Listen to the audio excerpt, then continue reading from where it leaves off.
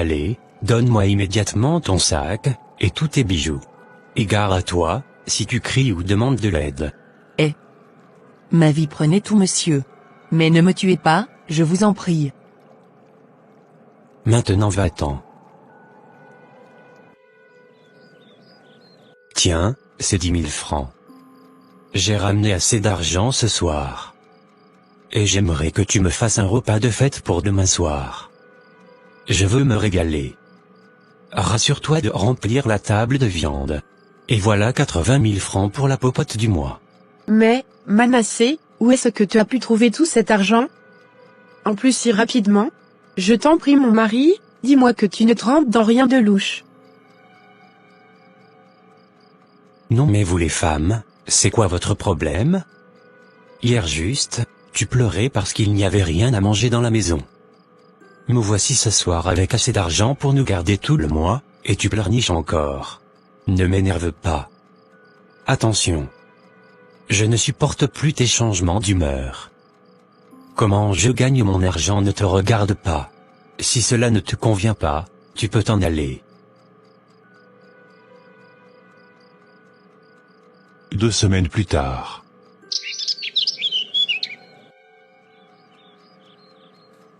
Bonjour chérie, je te sers du café? Oui ma chérie, je meurs de faim. Gloire à Dieu aujourd'hui, tu es de bonne humeur. Qu'est-ce que tu as? Tu m'inquiètes. Et Dieu. Au secours, aidez-moi. Madame, mais qu'est-ce que j'ai? Monsieur Manassé, j'ai le regret de vous annoncer, qu'au regard des analyses faites, nous avons détecté un cancer, au niveau de votre foie. Et c'est assez grave. On doit commencer au plus tôt les traitements. Cela vous demandera beaucoup d'efforts psychologiquement, comme financièrement. Non mais, c'est quoi ça encore? Je ne veux pas mourir. Je retourne au bureau monsieur Manassé. Ne vous en faites pas, tout ira bien. Merci Seigneur, pour toutes ces âmes, qui avaient le cœur disposé à recevoir ta parole. À présent il ne me reste que 2 minutes pour rentrer. Permets-moi de prier encore pour une âme. Dirige mes pas Seigneur. Mais pourquoi ce monsieur a l'air si abattu? J'irai le voir. Bonjour monsieur. Comment allez-vous? Non mais vous êtes qui vous? Qui vous a appelé ici? Vous êtes bien monsieur Manassé? Comment connaissez-vous mon nom? Vous êtes médecin? Me permettez-vous de prier pour vous? Je suis pasteur. Je ne crois pas en ces histoires. Mais bon, si vous y tenez tant, allez-y. Merci Seigneur pour la vie de mon frère ici présent. Je déclare que tout esprit d'infirmité, dégage de son corps maintenant au nom de Jésus-Christ. Tout type et trace de cancer dans son corps est consumé maintenant par le feu du Saint-Esprit. Au nom de Jésus-Christ j'ai ainsi prié. Waouh! La douleur a considérablement disparu. Ça a l'air surréel. C'est la puissance du nom de Jésus-Christ mon frère. Je vous laisse mon contact. Au cas où vous auriez besoin de moi. Merci monsieur. Assurément je vais vous contacter. 2 mois plus tard. Ah, ma chérie, cela fait déjà 2 mois jour pour jour, que ce cauchemar est passé. Je suis tellement reconnaissant envers Dieu, pour avoir dirigé les pas du pasteur Jonas, dans ma chambre d'hospitalisation ce jour. À présent grâce à lui j'ai ce magnifique boulot de caissier dans cette grande succursale. Vraiment gloire à Dieu. Ta vie de voleur m'empêchait de dormir. J'étais tout le temps inquiète pour toi. Tout ça c'est le passé.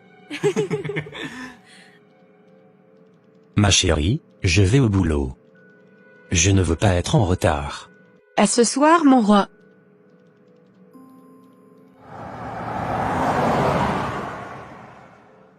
Quelle belle journée. Nous avons tellement vendu aujourd'hui. Je te ferai retourner, à ce que tu as vomi. Je vais te réclamer, pour te cribler comme du froment. Moi l'esprit de vol, je vais toujours te contrôler. Manassé, regarde tout cet argent. Personne ne saura rien si tu enlèves 50 000 francs. Non mais, c'est quoi toutes ces voix? Non, c'est du vol, je ne peux pas retourner à ma vie passée. Non. Ce n'est pas du vol. Tu vas rembourser quand tu auras ton salaire. Le vol c'est dans la rue. Ici, tu vas juste emprunter, et rembourser après, c'est aussi simple et facile que ça. Mais c'est vrai, de toutes les façons, j'ai la possibilité de rembourser. Ce n'est pas du vol. Et de toute façon il y a tellement de surplus, personne ne saura jamais. Je prends rapidement un billet de 10 000 francs. Ouf, j'irai offrir un beau bouquet de fleurs à ma femme. 2 jours après. Je suis épuisé. Va, j'ai tellement mal aux doigts. Plus de 3 millions de ventes en une seule journée. Boss, j'ai déjà tout rangé. Je rentre.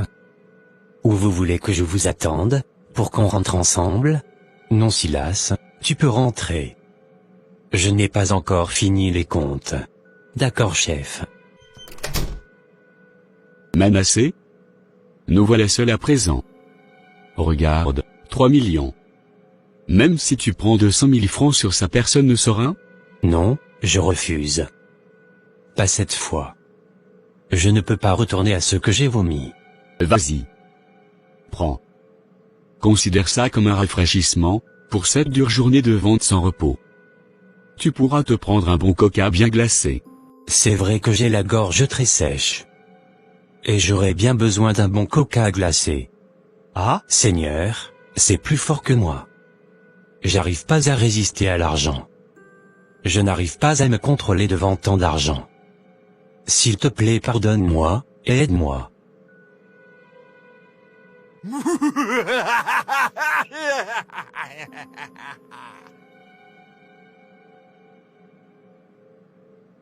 Un an plus tard. Pasteur, j'ai besoin d'aide. Je n'en peux plus. Avant ma conversion, j'étais un brigand. Je volais, j'agressais. Actuellement mes vieux démons ont repris le pouvoir sur moi. Et j'ai recommencé à voler. Mais cette fois-ci c'est dans la caisse de l'entreprise. Cela fait bientôt 1 an que ça dure. Je ne suis plus digne d'être un enfant de Dieu. Dis-moi mon enfant. Une mère peut-elle jeter son bébé, et traiter le bébé de mouton, parce que le bébé a fait ses besoins sur elle? Elle serait traitée de folle, pasteur. Car un être humain ne peut jamais devenir un mouton. De la même manière, lorsque ton enfant de Dieu, tu commets un péché, cela ne veut pas dire que tu n'es plus enfant de Dieu. Tu demeures enfant de Dieu. Rien de ce que tu feras ne changera ta nature céleste. Tu es et demeureras un enfant de Dieu. Mais comment je peux faire pour lutter contre cet esprit? Lorsque j'étais enfant, je parlais comme un enfant, je pensais comme un enfant, je raisonnais comme un enfant. Lorsque je suis devenu homme, j'ai fait disparaître ce qui était de l'enfant. 1 Corinthiens 13 verset 11. C'est parce que tu es toujours un enfant. Lorsqu'un enfant a 15 ans, par exemple, il n'a plus besoin de sa mère pour aller aux toilettes, parce qu'il sait ce qu'il doit faire, il est devenu mature. Par contre un enfant de 3 ans, peut être facilement manipulé, parce qu'il est encore petit. Mais dès qu'il grandit ce n'est plus possible. Est-ce que toi, quelqu'un peut te demander de te déshabiller dans la rue, et tu le feras? Comment quelqu'un peut-il même oser me demander cela? Je le frapperai. Et si c'était un enfant de 3 ans? Ah oui, je comprends. Ce serait possible qu'il le fasse sans réfléchir ni juger le bien du mal. Eh bien voilà, c'est parce que tu n'es pas encore mature. Tu es encore comme un bébé au lait. Tu n'as pas encore atteint la stature de Christ, c'est pourquoi tu te laisses dominer par cet esprit. À partir de maintenant, médite jour et nuit sur ton identité en Christ, en le proclamant haut et fort, jusqu'à ce que tout ton être en soit conscient.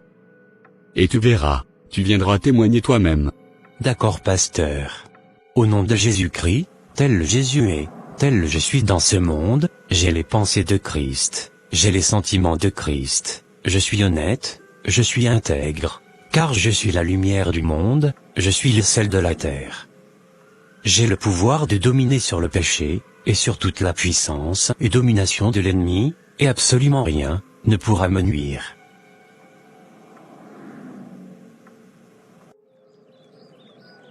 Manassé, il y a une nouvelle vendeuse de porc au four juste à l'entrée. Prends le surplus de la caisse, et va t'en acheter. Il y a longtemps tu en as goûté. Du porc au four? Oh, j'ai vraiment mangé ça il y a longtemps. Cependant, fini le vol. Je suis honnête car j'ai le caractère de Christ mon Sauveur. Je ne marche pas conduit par la chair, mais par l'Esprit de Dieu. L'argent d'autrui ne m'appartient pas.